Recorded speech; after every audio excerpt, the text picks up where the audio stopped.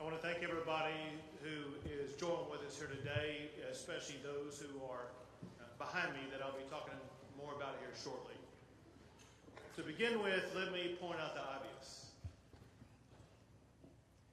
Evil swept across Uvalde yesterday. Anyone who shoots his grandmother in the face has to have evil in his heart. But it is far more evil for someone to gun down little kids. It is intolerable and it is unacceptable for us to have in the state anybody who would kill little kids in our schools. Children are a blessing. God teaches us that. They're filled with laughter, innocence, and joy. Their love is a gift that parents get to unwrap every single day. Parents in Uvalde had that gift taken away from them, stolen by a demented person.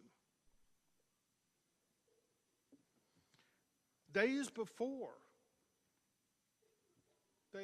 yesterday, when these children were at school, some were receiving awards for perfect attendance. These kids will never attend school again. To say the least, Uvalde has been shaken to its core. Families are broken apart. Hearts are forever shattered. All Texans are grieving with the people of Uvalde, and people are rightfully angry about what has happened. Events like this, they tear at the fabric of a community. Our job is to ensure that the community is not going to be ripped apart. All Texans must come together and support the families who have been affected by this horrific tragedy. What they need now more than ever is our love. What they need is uplifting from all of our fellow Texans and all of our fellow Americans. And let me emphasize something that I know you all know. But the reality is, as horrible as what happened, it could have been worse. The reason it was not worse is because law enforcement officials did what they do. They showed amazing courage by running toward gunfire for the singular purpose of trying to save lives. And it is a fact that because of their quick response, getting on the scene, being able to respond to the gunman and eliminate the gunman, they were able to save lives. Unfortunately, not enough. But I want to make sure that everybody knows, all of the law enforcement agencies and groups that are involved and were involved in this process. The Texas Rangers are leading the investigation, and they are supported by the Texas Department of Public Safety Highway Patrol, the Texas Department of Public Safety Criminal Investigative Division, DPS Aircraft, DPS Intelligence Counter and Terrorism Division, DPS Crime and Victim Support. They're also supported by the Texas Division of Emergency Management, the FBI, as well as multiple federal partners, including the DEA, ATF, HSI, and Border Patrol. And then, of course, the valiant local officials, the Uvalde Sheriff's Department, Uvalde Police Department, Uvalde Independent School District Police, Uvalde County Constables, Uvalde Mayor, the County Judge, Uvalde District Attorney's Office, local public works and surrounding police department, and the San Antonio Police and Fire Department also. Let me walk you through some of the facts of what has happened. There's been a lot of things that have been said. Some are correct, some are incorrect. Let me tell you the best information that we have at this time, understanding very importantly that this is an ongoing investigation, and ongoing investigations often reveal new information as those investigations progress. The first thing that happened was that the gunman shot his grandmother in the face. She then contacted police. The gunman fled, and as he was fleeing, he had an accident just outside of the elementary school, and he ran into the school. Officers with the Consolidated Independent School District, they approached the gunman and engaged with the gunman at that time. The gunman then entered a back door and went down 2 short hallways and then into a classroom on the left-hand side. The gunman entered into that classroom, and the classroom was connected internally to another classroom. Border Patrol, Consolidated ISD officers, police, sheriffs, and DPS officers converged on that classroom, and a Border Patrol officer killed the gunman. As I said, Texas Rangers are leading the investigation, joined by federal, state, and local law enforcement officials. At this time, we know that 19 children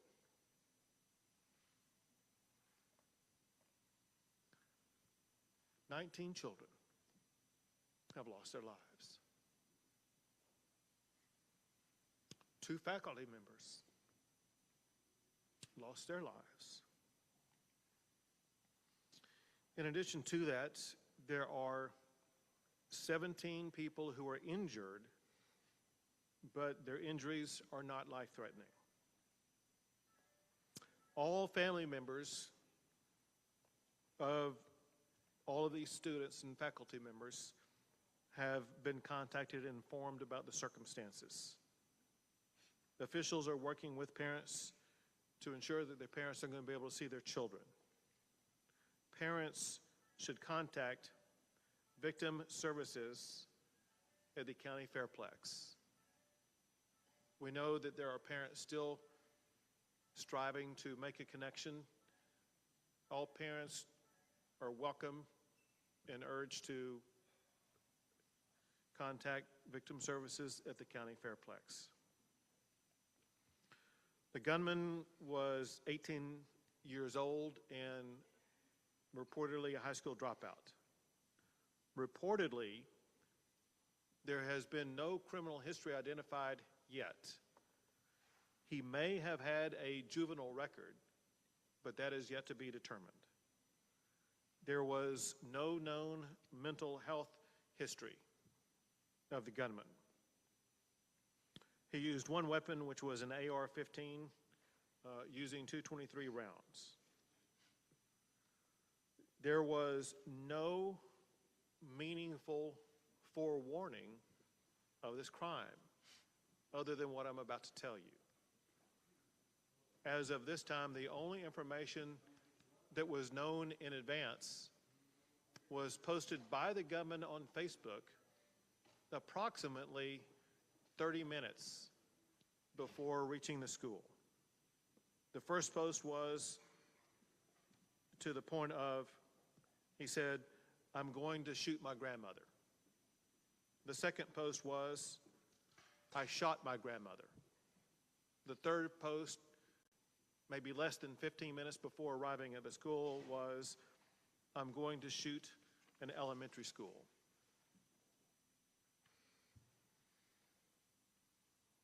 I mentioned that during the shootout that took place at the school. In addition to the students and the faculty, there were 3 officers who were injured who were all remain in good condition. 1 deputy sheriff lost a daughter in that school. Before coming out here, we had a long discussion with law enforcement at all levels. We had a discussion with community leaders, elected officials. And I asked the sheriff and others an open-ended question and got the same answer from the sheriff as well as from the mayor of Uvalde. The question was, what is the problem here? And they were straightforward and emphatic. They said, we have a problem with mental health illness in this community. And then they elaborated on the magnitude of the mental health challenges that they are facing in the community and the need for more mental health support in this region. I want to make sure everybody understands the mental health services that are available at this time, with me making one clarifying point in advance that I'm going to redouble down in the aftermath. Whenever anything as shocking and extraordinary and disturbing as this event occurs, there is an urgent need for everybody affected to access mental health. I cannot be more emphatic than saying with great urgency, everybody in this community, I mean everybody, the victims, the families, family members, friends, the law enforcement involved, but the entire community is in utter shock about this. Some physical wounds that were sustained by the officers, they're going to heal in the coming days. The mental and emotional wounds are far harder to see and last far longer. The state of Texas, working with federal and local officials and agencies, we're going to be here for a long, long time.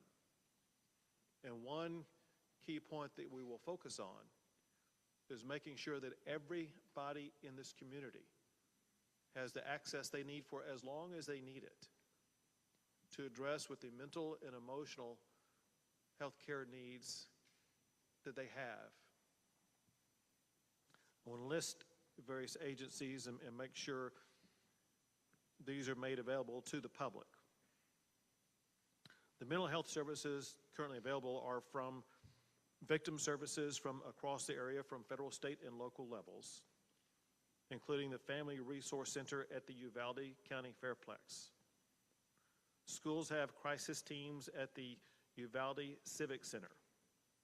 They provide wraparound services for families who are affected. The Texas Child Mental Health Consortium, created by the state legislature in 2019, is available to assist. The Bluebonnet Children's Advocacy Center is available to provide services for children. The Texas Health and Human Services Commission is on site and will be available for ongoing provision of services. The Texas Education Agency is providing supplemental counseling services. The Texas Department of Public Safety Counseling is providing counseling services for law enforcement. And the FBI is also bringing in mental health services for law enforcement. It cannot be overemphasized the importance of law enforcement officers, all of them, seeking out and obtaining this mental health counseling.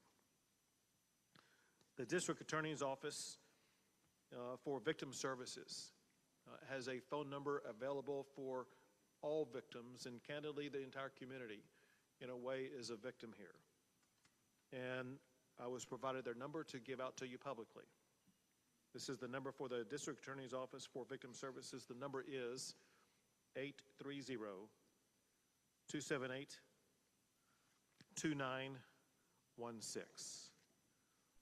And at this time, I will pass the mic to Lieutenant Governor Dan Patrick.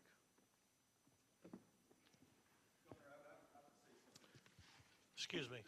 Excuse me. Excuse me. Sit down. You're out of line and an embarrassment. Sit down and don't play this stuff. Next shooting is right now, and you are doing nothing. No, he needs to get his ass out of here. This isn't the place to talk this over. This is totally predictable when you... Sir, you're out of line. Sir, you are out of line. Sir, you are out of line. Please leave this auditorium. I can't believe you're a sick son of a bitch that would come to a deal like this to make a political issue.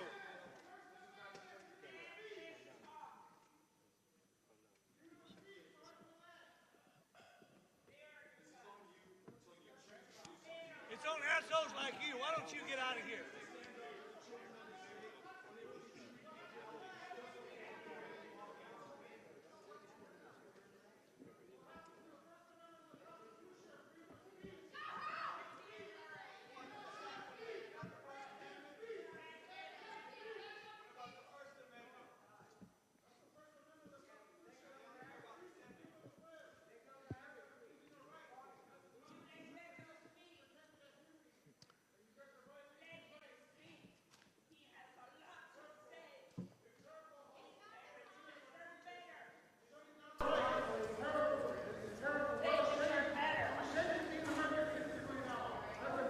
Then leave.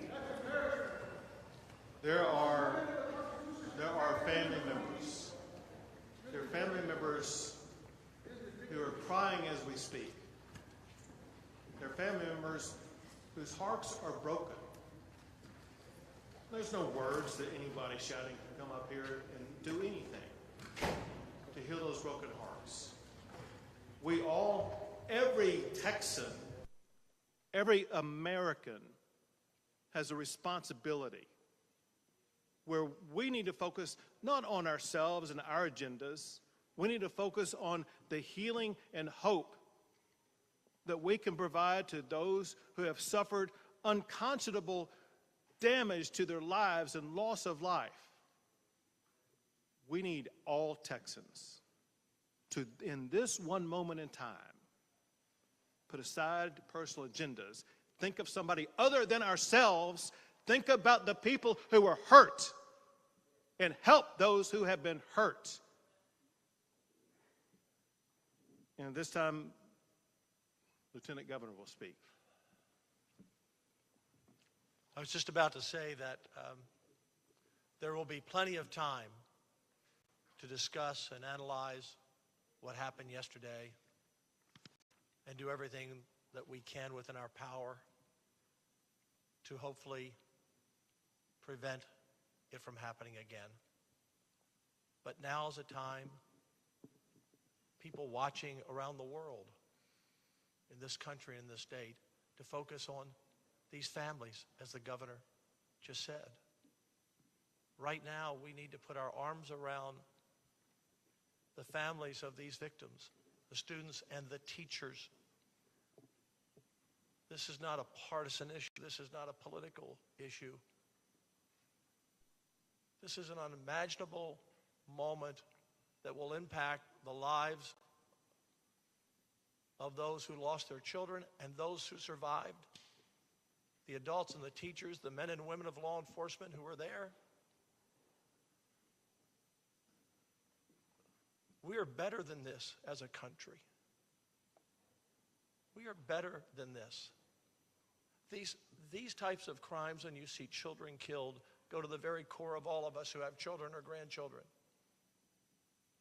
We can't imagine the pain that these families are going through.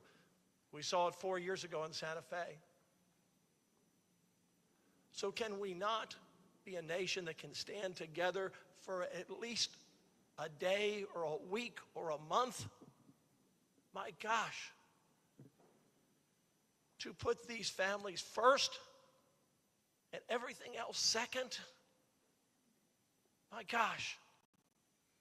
You know, we live in a time, I said this yesterday, when people are at each other's throats everywhere we turn. Whether it's on the internet or an Oscar stage or two coaches arguing or in the political world or the media world. Who are we as an American people? Who are we? We all have to do our part. All do our part to make us a better people and a better nation. Evil will always walk among us. And in times like this, I've seen it. The governor's seen it. The speaker's seen it. The senators have seen it. The attorney general's seen it. In these other shootings, Sutherland Springs, El Paso, Odessa, Santa Fe, it's God that brings a community together. It's God that heals a community. It's God that heals a shattered and broken heart. And if we don't turn back as a nation to understanding what we were founded upon and what we were taught by our parents and what we believe in, then these situations will only get worse and happen more often. So, no matter what your thoughts are today, pray for these families. Pray for this community. Give us wisdom. Give us wisdom. But right now, let's focus on the families. They deserve that. They need our love. They need our prayers. Thank you, Governor. And now the Speaker of the House, Dade Phelan. Thank you, Governor. I appreciate it. Mayor, I'm sorry you had to witness that outburst. Now is not the time to politicize pain and suffering. This time of year should be the happiest time in a child's life. Summertime, getting out of school, enjoying your family and your friends. And instead, this community is faced with an unspeakable tragedy of which there are no words. There are no words to ease the pain and suffering and the anger in this community. I do want to reiterate what the governor said about the mental health of this community. This will take many, many years of pain and suffering and counseling. And your mental health is like any other health. It must be treated, it must be diagnosed, it must be talked about. And the legislature, when we reconvene, we will have a long, very robust discussion about mental health like we always have, and we'll continue to support mental health in this state, and especially rural mental health. Like the sheriff said, and like the mayor said, every community has mental health needs, and they must be addressed. And this crisis is another reiteration of a mental health crisis we have in this state. I also want to thank the law enforcement for their work, DPS, Border Patrol, sheriffs, police officers, both locally in the school district. I believe one school district's police officer lost his wife in the shooting, was there on the scene. And the governor mentioned sheriff's deputy losing a child in that building as well. Just unspeakable tragedy to this whole community. And the mental health of our law enforcement is crucial in these times. And it's okay for them to say that something's wrong as well. I do my deer hunting here in Uvalde County. It's a beautiful community with beautiful people. And all we can say is how tragic this is, and the support the state will show and will continue to show. And we just appreciate your resiliency, and let us know how we can help here at the state of Texas. Thank you. And now the Director of the Texas Department of Public Safety, Steve McCraw. Thank you, Governor. On behalf of the sheriff and chiefs of police, the department's been asked to go through a timeline of the facts. As we know, the investigation right now, it's preliminary, this information, but we'll provide out as much information as we can. First, as already reported, Salvador Ramos was responsible for the horrific attack and killing of 19 school-aged children and 2 adults. He's 18 years old, as previously reported. He was dropped out of school. He had no criminal history that we've been able to find or detect at this particular point. He lived with his grandmother, Celia, who is 66 years old. On March 17th, Ramos purchased a semi-automatic rifle at a local sporting goods store. On March 18th, he purchased 375 rounds of ammunition for that rifle. On March 20th, he purchased another semi-automatic rifle at that same local store. The FBI has been able to find information on his Facebook account that the governor already provided you information on. At approximately 11 o'clock, he announced, on Facebook, a message that he was going to shoot his grandmother. He shot his grandmother. He re-reported that he had shot her. And after that, he reported that he was going to a school to attack it. Now, he didn't identify the specific school. He did say elementary at that point in time. But the timeline is anywhere from 11 to 11:30. His mother reported him to the police department when she was able to run across the street to a neighbor and get help. And she was medevaced to San Antonio in critical condition at this point, but she's still alive. The subject, Ramos, at that point in time, used her vehicle, his grandmother's vehicle. He was living at their residence since March of 2022. Used her vehicle to drive approximately 2.29 miles, which is about a block and a half away from the school, Robb Elementary School. He crashed the vehicle at that point in time. He exited with a backpack. He took a rifle with him, one rifle. It was a Daniel Defense that he had previously purchased and had mentioned. He went towards the west side of the campus, which is a back door. But as he was approaching, as the governor mentioned earlier, there was a brave Consolidated Independent School District resource officer that approached him, engaged him, and at that time, gunfire was not exchanged, but the subject was able to make it into the school, as the governor reported. He went down a hallway, turned right, then turned left, and there was two classrooms that were adjoining, and that's where the carnage began. As he was shooting, when the shooting began, we had Uvalde police officers arrive on scene, and along with the Consolidated Independent School District officers, immediately breached, because as we know in officers, every second's a life. They breached it, engaged the active shooter, and continued to keep him pinned down in that location, afterwards, until after a tactical team could be put together, comprised of Border Patrol agents on the front end, some members of their BORTAC unit, which is a SWAT team for Border Patrol. Also, there was a Zavala County deputy that got into the stack, and two Uvalde police officers. They breached the classroom door. They went in. They engaged Ramos and killed him at the scene.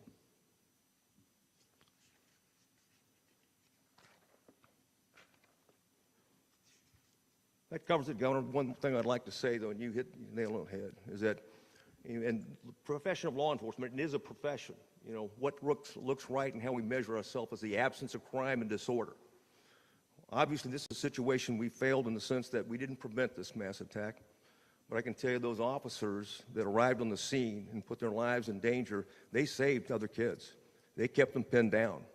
And we're very proud of that. At the same time, we're always looking to get better and look at anything that might have been out there. We've yet to find a clue, whether it's social media or other indicators that might have given us any type of idea that he was about to do something like this. It gives us an opportunity to prevent it because, as we know, the overriding priority of you, certainly the legislature in Texas and the people of Texas, is that it's all about prevention. Prevent the next mass attack. And thank you for your leadership, and Speaker and Lieutenant Governor. Thank you. Thank you. And now the Superintendent for the Consolidated Independent School District, Hal Harrell. Thank you, Governor. Thank you for being here today. Thank you for your support. I appreciate your team coming and speaking to us and providing the services and resources that you have. As superintendent, I could never imagine a day like yesterday. End of school, award ceremonies, the time of a second, third, or fourth grader's life at that point. It was a senseless and tragic event, and this magnitude in our community is heartbreaking. It really is. We have had a lot of support here from our community, surrounding counties, surrounding districts, and all over the state, and I appreciate you for thinking of us and sending that support. I have to relay the heartbreak of our teachers at Robb campus. I met with them this morning, but as I looked across that room, there was a group of heroes in that room. If it weren't for them, along with the law enforcement that came, that were willing to cradle their kids get them out of the classroom when it was safe, when they were guided, and the trust our kids had in their teachers. That says volumes for our staff here in Uvalde. They are heroes. They did heroic things yesterday, and they are always very humble, but they are truly humble heroes. Yesterday, we lost 2 teachers. These 2 teachers, I would say, are the cornerstone of that campus to some great degree. They're 2 beautiful souls. They have taught on that campus for many years. They have kids in our district, and they poured their heart and soul into what they did in educating our kids in Uvalde. 19 students, 19 precious students who came to school yesterday to enjoy the day, to enjoy the award assembly. And as I look at their pictures, you can just tell by their angelic smile that they were loved, that they loved coming to school, and they were just precious individuals. This is a difficult time for everybody. We are hurting. We have been cut deep here in our community. We will move forward. It's going to take some time moving forward.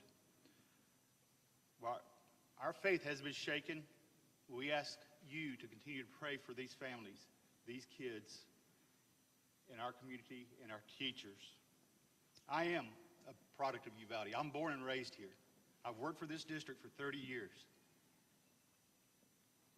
And never thought I would be sitting in front of you doing this today.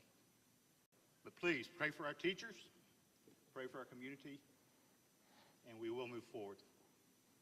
Thank you, Governor. Thank you. We'll take a few questions.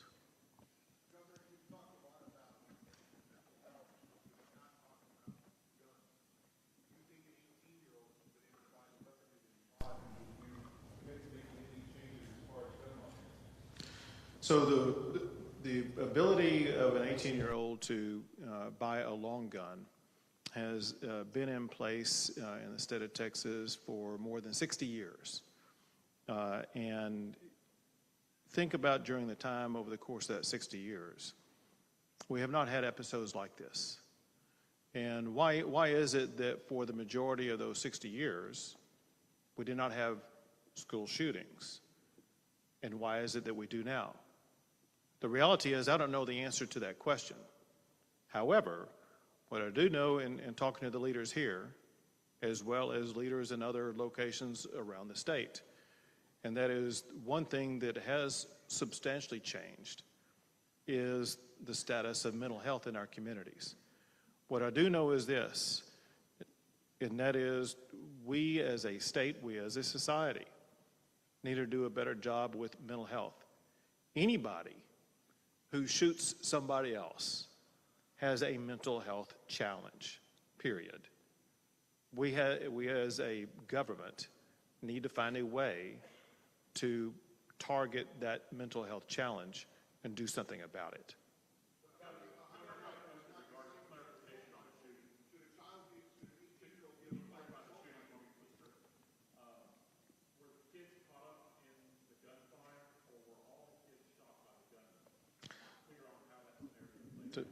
Director McCraw will have the best information on that. We're in the process of doing the crime scene right now. The first one being the school, the second being the vehicle, and the third, the grandmother's residence. I can tell you where it's a detailed process, so I can't answer that. But for right now, we believe that all the children were shot and killed by Ramos.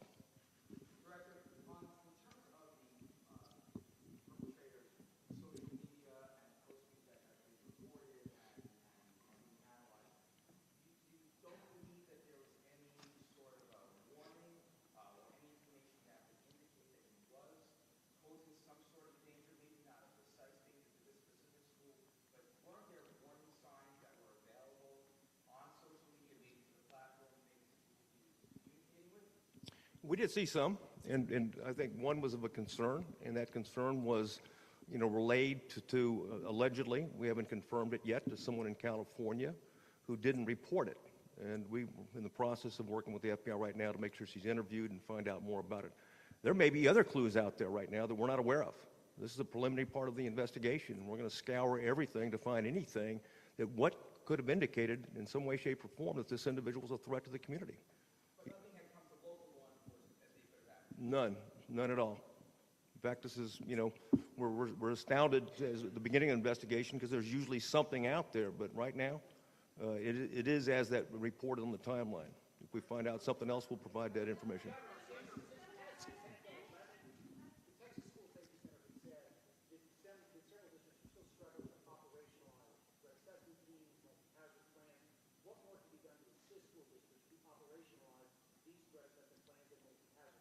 So I'm going to answer in part, but we also have the TEA Commissioner, Mike Morath, with us, who may be able to shed additional light. But here's the information that we know, and you pointed out SB 11. Listen, as you know, but others may not. People need to understand that in the aftermath of the Santa Fe shooting, I signed 17 laws to address school safety, and one of them dealt with threat assessment and preparation for threat assessment.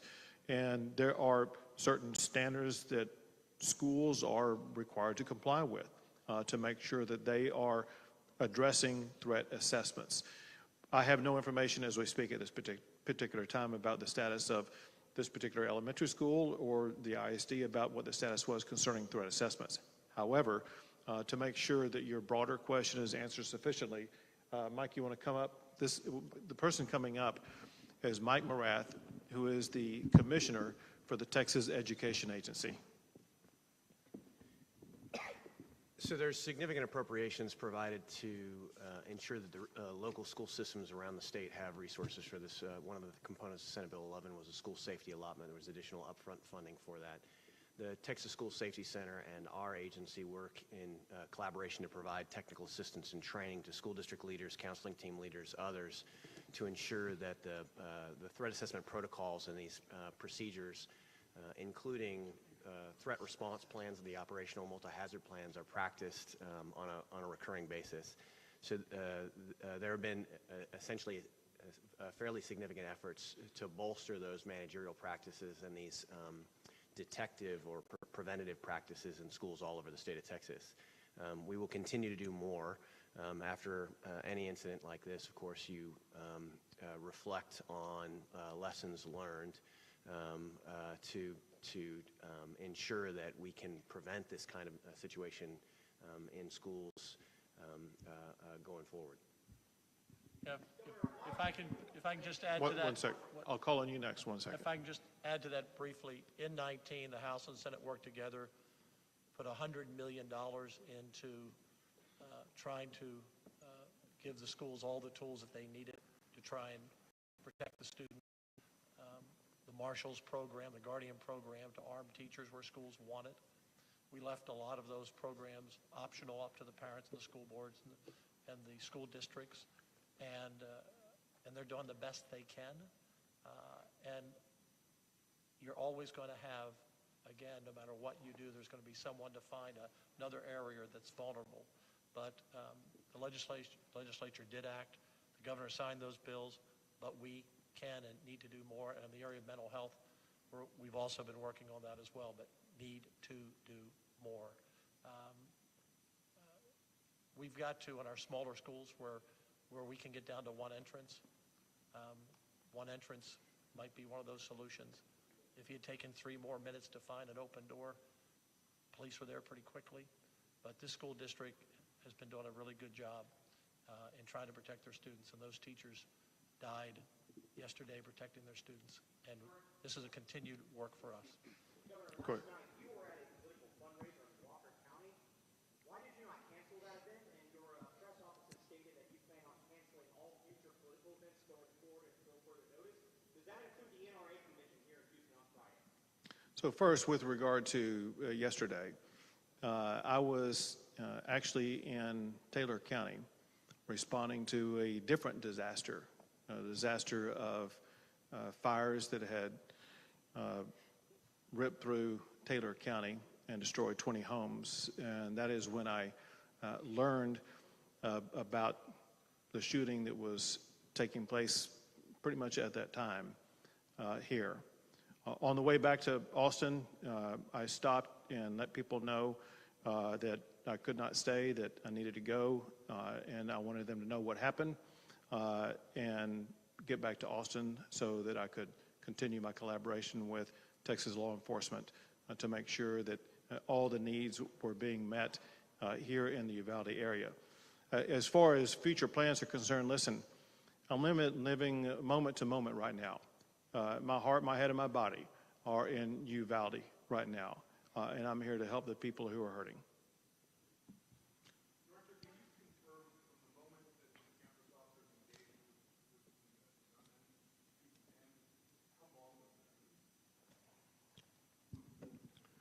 I can't. It's going to be within a minute, like 40 minutes or something, within an hour, but I don't want to give you a particular timeline. But bottom line is that law enforcement was there. They did engage immediately. They did contain them in the classroom, and they put a tactical stack together, in a very orderly way, and of course breached and assaulted the individual.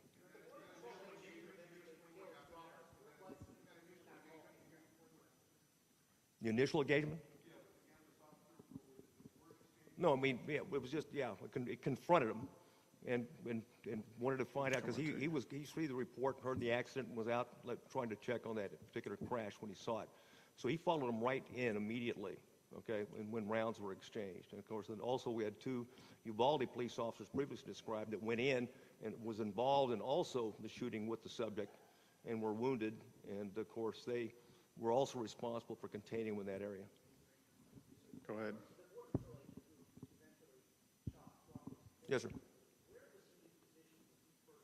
Well, I don't know where he was in the community, but obviously in the Uvalde area, because they got there so quickly and in force. And of course, I'll let them answer that question. But they were there in force, and of course, they were importantly, they had some members of their tactical team there on the Bortec team, and they took the lead on that stack. But I'll defer to, I think I have a Border Patrol uniformed.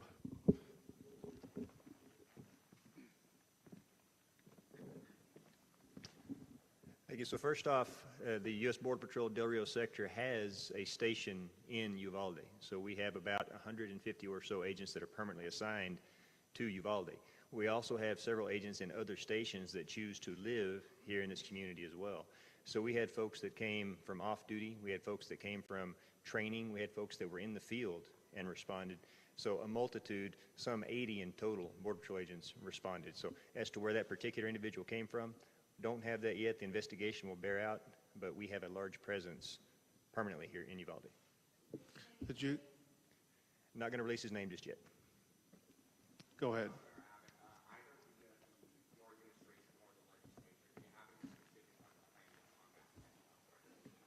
We began talking about it in there. I'll just tell you one thing that we talked about, which is something we've heard in some other regions of Texas also, and that is in approximately maybe as much as a 40-county region around the area where we gather right now. There is no mental health hospital, and there's a shortage of beds for mental health in this region. If someone is suicidal, if someone has a mental health problem, they oftentimes would have to go to some place like San Antonio. And with the growing population in this region, with the profound mental health challenges that were discussed with us, one takeaway I had was that there is greater need for a physical mental health care facility in this region. But we know that buildings don't treat people, people treat people. And so there needs to be more personnel, more strategies, a greater understanding by the mental health care provider community about what the needs are, and they will be best equipped to know the best way to provide, or let's say meet those needs. Bottom line is this, and that is, I think it's a fair statement, that legislative leaders understand about health challenges in the more rural settings in the state of Texas, and we have a genuine commitment to help address those mental health care challenges.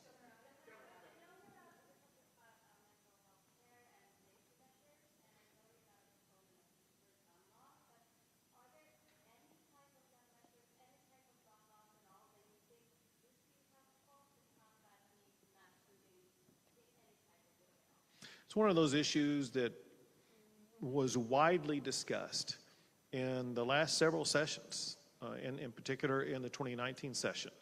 And pretty much every issue was raised by one legislator or another about potential ways to address shootings like this. And the consensus arose around those 17 bills that I did sign, that they hardened schools, they made schools safer, they addressed mental health, and issues like that were the solutions that were agreed upon by legislators at that time. And that is going to be the similar approach that I perceive legislators will continue to focus on. We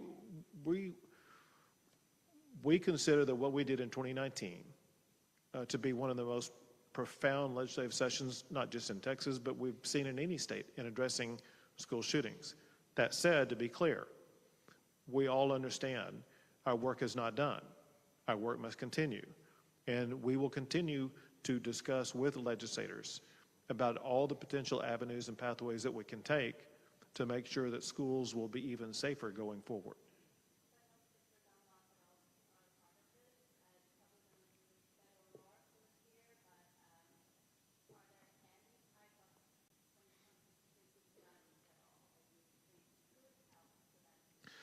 And I know people like to try to oversimplify this. Let's talk about some real facts.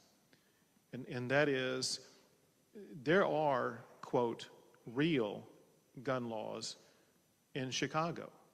There are, quote, real gun laws in New York. There are real gun laws in California. I hate to say this, but there are more people who were shot every weekend in Chicago than there are in schools in Texas. And we need to realize that people who think that, well, maybe if we could just implement tougher gun laws, it's going to solve it. Chicago and LA and New York disprove that thesis. And so if you're looking for a real solution, Chicago teaches that what you're talking about is not a real solution. Our job is to come up with real solutions that we can implement.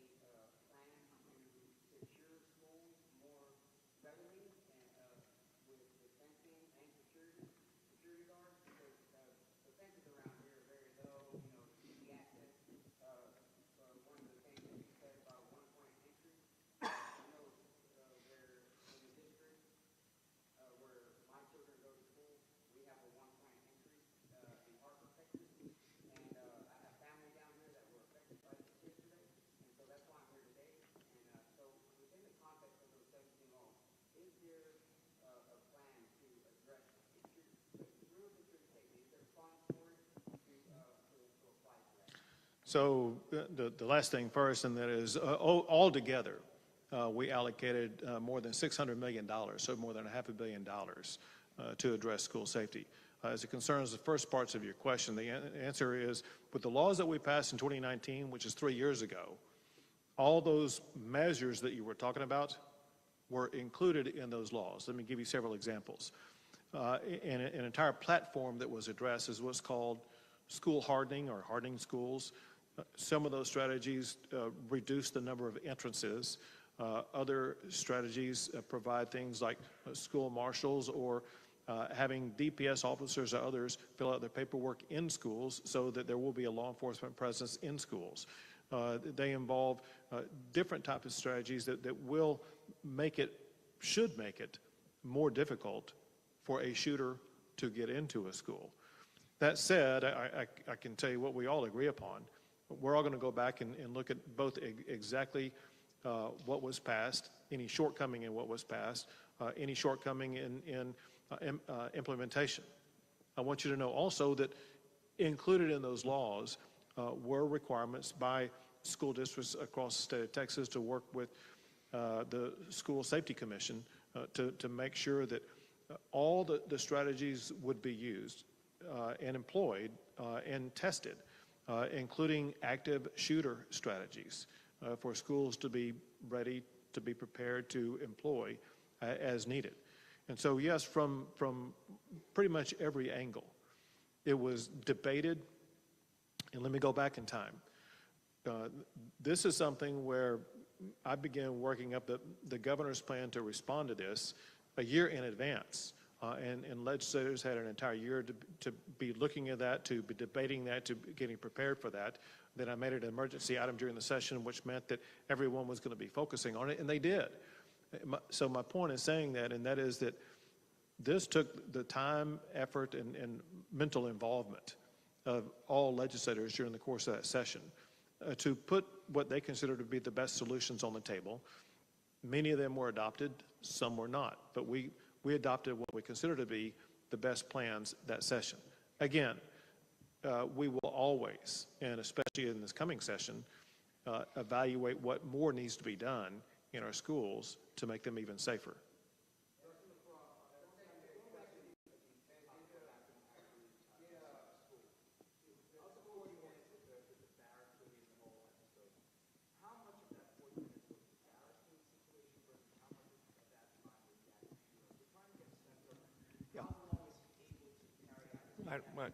I understand that. We're looking at now we're getting the surveillance video, so we can go frame by frame and track that every minute. So that's part of obviously the investigation, and I'd wait until we've completed that part before we provide that information. Yeah, right now, I don't want to say because I think we have an answer, but we haven't confirmed it yet. No, he was not. She was not chased. No, not at all.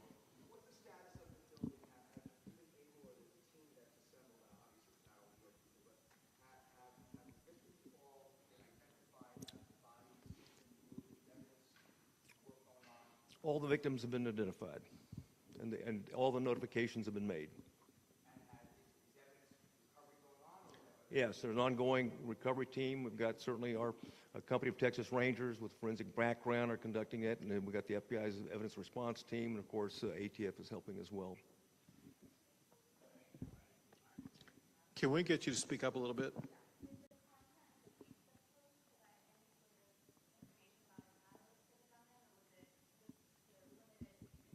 No, there's limited information. We don't see a motive or catalyst right now. We're looking for it, scaring, and we'll continue to do so.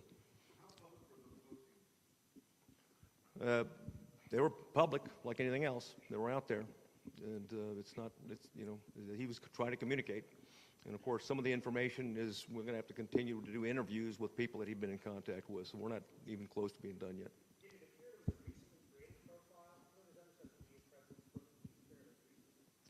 Yeah, I can't comment on that right now.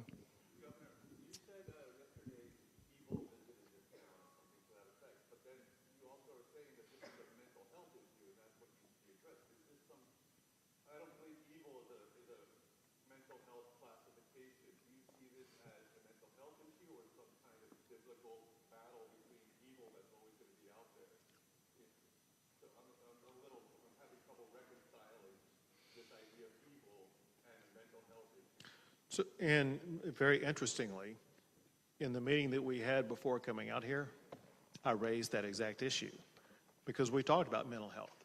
And to me, someone who is as demented as it takes to kill little kids, it goes beyond, seems to me, a mental health issue. I mean, that is the sheer face of evil itself. And so, listen, I'm not a doctor. I can't classify these things. And I don't know the extent to which mental health would be able to address someone who has the challenges that they would shoot their grandmother and then shoot and kill all these babies, all these young kids. Kind of what was pointed out at the time in our discussion earlier is there could have been a time earlier in his life when it was a more typical mental health issue that could have been addressed. I don't have any information about that, and maybe others don't either, but is there a difference between a mental health challenge that can be addressed and evil? I don't know. It's a big...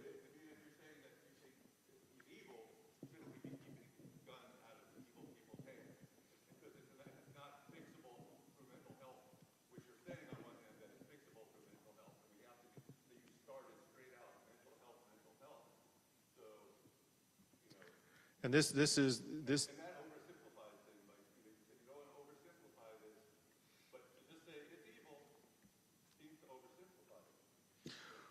Well, it obviously is a meaningful characterization, and the point is this: if you know someone more evil, I want to see what they did, but I consider this person to have been pure evil. Go ahead. Say it again.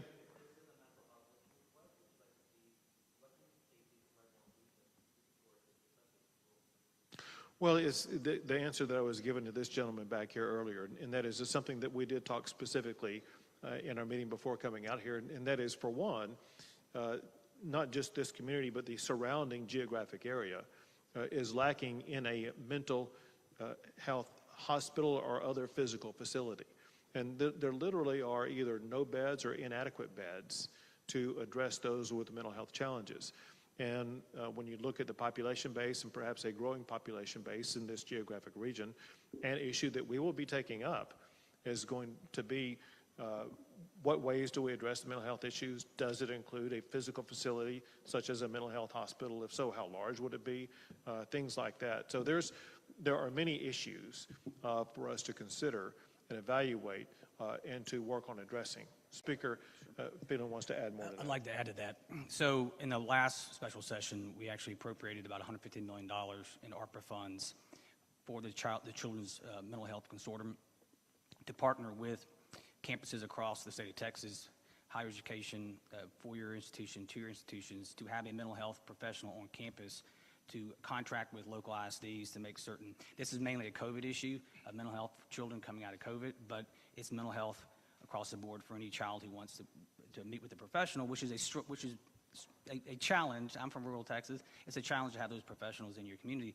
We also appropriated $500 million for rural broadband to make certain communities out in rural Texas have high-speed internet, so where they can have a consultation online with a mental health professional, not just in the state of Texas, because we passed another piece of legislation that said you can meet with professionals outside the state of Texas. And so the telehealth, telemedicine situation come out of COVID, rural broadband, were addressed late in October of this past year, and many of those programs are being rolled out right now.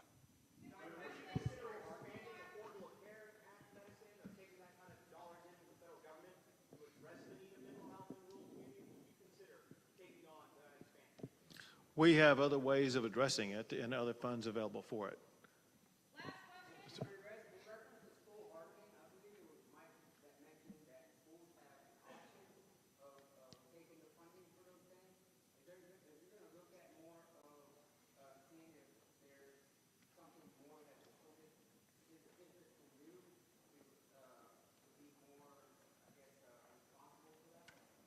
So I'm not exactly clear on your question, but I think I have the gist of it well enough to be able to answer it in this way, and that is this: we will all consider the best strategies for schools to employ, but importantly, we do that in conjunction by working with schools.